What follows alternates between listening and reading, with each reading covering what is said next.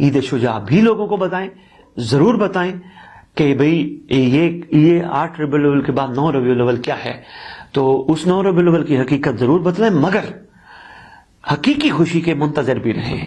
حقیقی وہ مسرت جو کائنات کے چپے چپے پہ، کائنات کے ذرے ذرے سے لے کر، یعنی فرش سے لے کر عرش تک پوری کائنات مسکرائے گی، وہ حقیقی خوشی امام زمان علیہ السلام کے ظہور پر ہوگی۔ تو اسی ضمن میں ایک چھوٹی سی بات اور عرض کرنا چاہتا ہوں۔ عام طور پر یہ بھی کہا جاتا ہے ہمارا 9 ربیع الاول اس لیے بھی بہت زیادہ اہم ہے کہ تاج پوشی امام زمان علیہ السلام، اسی حوالے سے اسی ضمن میں 8 کو بابا کی شہادت اور پھر 9 کو امام کی تاج پوشی یقیناً ہوئی، مگر اس تاج پوشی کو بھی اس تاج پوشی کے برابر سمجھا جائے جو تاج پوشی سید الساجدین کے سر اتر پر ہوئی تھی، یعنی کربلا کے سردار کی شہادت کے بعد یقیناً تاج امامت، صحرا امامت سید الساجدین علیہ السلام کے سر اتر پر سجایا گیا تھا، یعنی امامت کے تمام معاملات، تمام امور سرکار کے تفویض ہوئے تھے۔ تو یہ تاج پوشی سید الساجدین سے بالکل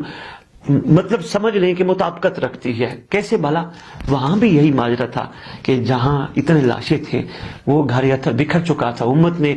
ان کو حق نہیں دیا، ان کا مقام نہیں پہچانا، بیائی نہیں۔ اسی کیفیت میں سید الساجدین علیہ السلام کی اگر تاج پوشی ہوئی ہوگی تو کس کیفیت میں ہوئی ہوگی؟ اور اگر اس تناظر میں ہم امام زمان علیہ السلام کی تاج پوشی کی بات کریں تو امام حسن عسکری علیہ السلام کی شہادت بھی بڑی دردناک شہادت ہے، معمولی شہادت نہیں ہے۔ تو بیائی نہیں ایک کیفیت کا اندازہ کریں کہ جس گھر میں سوگ ہو، غم ہو، دنیا کی طرف سے، دشمنوں کی طرف سے گھر میں چھاپے پڑ رہے ہوں، اور ایک چھوٹا سا کم سن شہزادہ ہو جس کا سن اتر 4.5-5 سال کا ہو، اس شہزادے کی یا اس شہزادے کی والدہ معظمہ کائنات کی کیا کیفیت ہوگی؟ یقیناً ایک دکھ اور درد بھری داستان ہے۔ امام زمان علیہ السلام کے بابا کی شہادت بھی، چونکہ ممبر سے بیان بہت کم ہوتی ہے، اس لیے اس چیز کا اتنا ادراک نہیں ہمیں، تو اس چیز کو ضرور مد نظر رکھنا ہے۔ تاج پوشی امام زمان علیہ السلام کی مبارکباد دینے سے پہلے یہ ضرور سوچنا ہے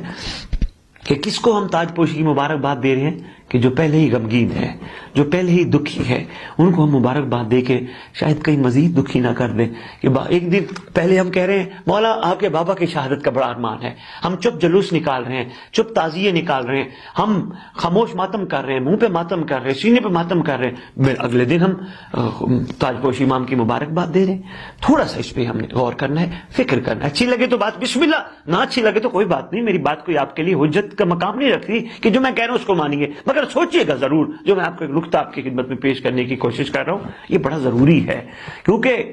اس ہستی کو مبارکباد دینا جو پہلے ہی لاشوں پہ بیٹھا ہو،